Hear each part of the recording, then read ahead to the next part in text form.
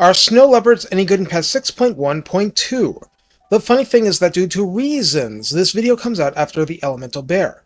There are a few things that the Leopard can do which feel a lot like the Bear, except far less health, far more speed, and much smaller size. Does that mean you want to substitute? Nah, probably not. The Leopard is like a blade in the dark, an assassin of all things squishy. It's good to go over the default state too because Katarina summons them, so she'll get the vanilla version on demand. Recruited as a unit for 650 gold and 163 upkeep. On Ultra, the single feline comes in with 3,180 health, very sleek and not beefy at all. Armor is a mere 20. Physical resistance 20% will dampen incoming mundane damage not eliminated. Leadership 60 isn't all that high. Speed 100 with charge speed 130 absolutely is. Melee attack begins at 50, as in more than the Elemental Bear, by 2. Each attack inflicts frostbite but is not actually magical attack stock. Attack interval is a Vargulf-like 2.9, and that's to say there's a lot less downtime between animations than typical. Splash target size is medium, so regular knights on down, and max target damage is 4.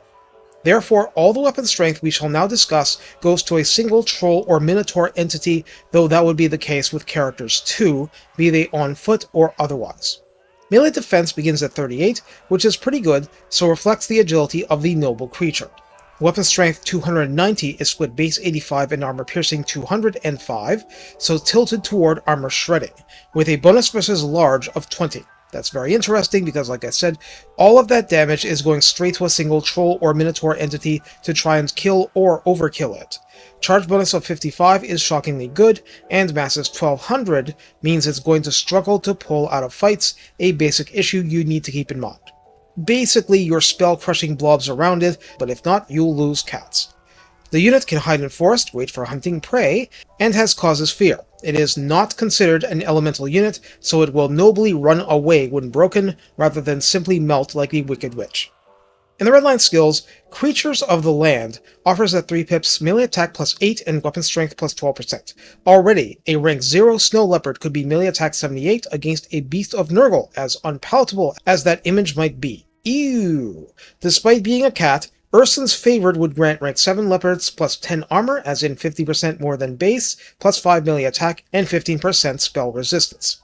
In the tech tree, Ice Cade Collars grants weapon strength plus 15%, very welcome here. My head swivels every time they do another update, so keep the comments coming and I'm doing my best to keep up, but balance changes will make any video dated to some extent. So with that in mind, how do we use the Snow Leopard? Ideally, we absolutely want to use the Leopard as a super quick assassin, the problem being it's almost too fast. It's easy for enemies to focus it and try to take it down. For not being a character, it's one of your best options for wasting enemy ammunition too. That's nice, but the low health means you are going to fairly easily lose them unless you can hide them under cover of other stuff going on. The upside is that anti-large and armor piercing means that they can kill a refreshingly vast amount of things in battle. A lot of assassin-type characters favor base damage, and at best drag it up to even with campaign buffs. Here, it's armor piercing from the get-go. If they survive the fight, there is no bad use for them. They just prosper when erasing war wagons more than halberds. Intercepting a unit of knights is fighting them on its own terms, but the problem here is that it needs help, using the frostbite to slow things down enough for other things to help it do its job. That means in practice that the hardest one to keep alive is Katarina's starting one, when you don't have the tools to help support it, and you're not used to just how fast that they are, and how easily they can get beyond the range of your support. A summoned cat can be sent off as a fire and forget guided missile, and you just hope for the best. A recruited one, you want to exploit that higher weapon strength against the right targets, and let's be fair, they're probably targets Kislev as a faction really wants to help with. This was more true before Kislevite warriors were a thing, but it's still a big deal. You're amplifying the anti-large, anti-armor output at the exact place you choose. Choose wisely and you will be fine.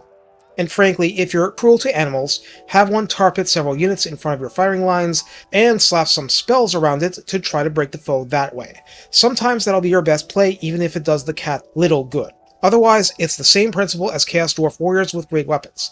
A second line reinforcement, just much faster, and as a single entity. This is your free safety, there to swoop in and clobber whatever ails you when your formation fails. If you're not able to get one freed up to go on offense, keeping your backline more secure is a pretty good use too. Take care, and have fun herding cats. I know they're not supposed to be pack animals, but having 3 or 4, not just the one, going around as a goon squad has possibilities.